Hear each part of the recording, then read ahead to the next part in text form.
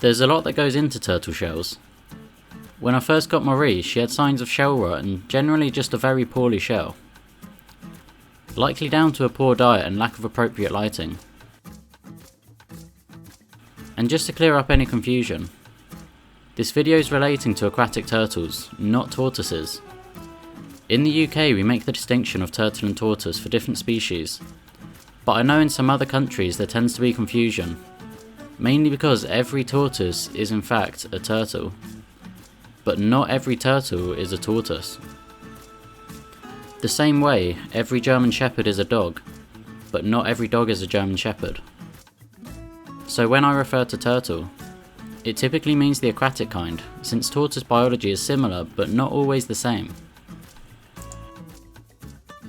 While Marie waits patiently for the upgrade, she's grown some algae. Against popular belief, turtles can feel almost everything that touches their shells. Their shells aren't their homes, but a genuine part of them. They are their shells. Marie's shell is a part of her body, as much as my skull is a part of mine. If you removed the shell, you wouldn't see a shellless turtle, nothing but skin, but rather you'd see muscle and bone as their bodies fused and attached to the shell, allowing them to feel every touch through vibrations. With the innermost parts containing nerve endings, it's believed they can feel pain and pressure through their shells, although the extent of sensitivity or sensation is uncertain.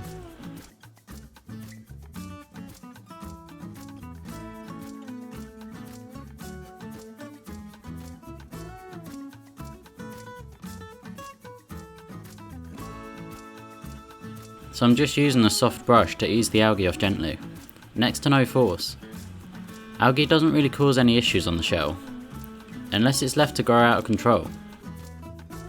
Like most reptiles, turtles rely on UVB from the sun to aid proper calcium absorption. Most is likely absorbed through the skin on their legs and head, but it is believed that some may well be absorbed through the shell. And extensive algae growth could also retain water, making ailments like shell rot more likely. Basking under a heat lamp helps dry out and kill any algae.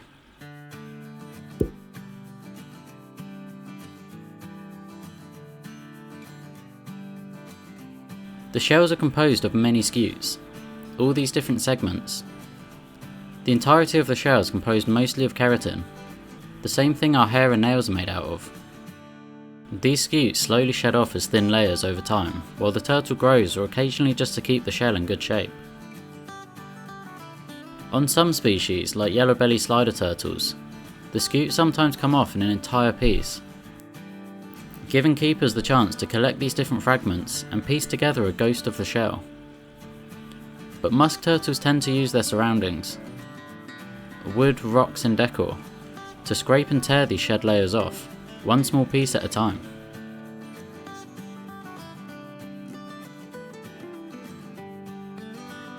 And to keep the shell in tip-top shape, a good diet is of course key. And that's why Marie's main food source is aquatic bladder snails, the closest food source I can offer to her natural diet, accompanied by some high quality pellets, wheat germ, and occasionally some veg or locust. A good diet, good water and appropriate heat source all led up to a healthy shell. I've had her a few years now and she's been doing great and made a lot of progress through the years. Some distinctions and damages in the shell might never fully heal, and she may never look like a brand new musk. But by keeping her in optimum conditions, she's had the chance to develop and improve to the point where she's looking much more like a typical musk.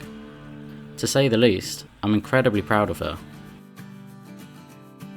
I also know many of you are patiently waiting for the upgrade, and let me just say, it's in the works, almost every spare minute I get at the moment.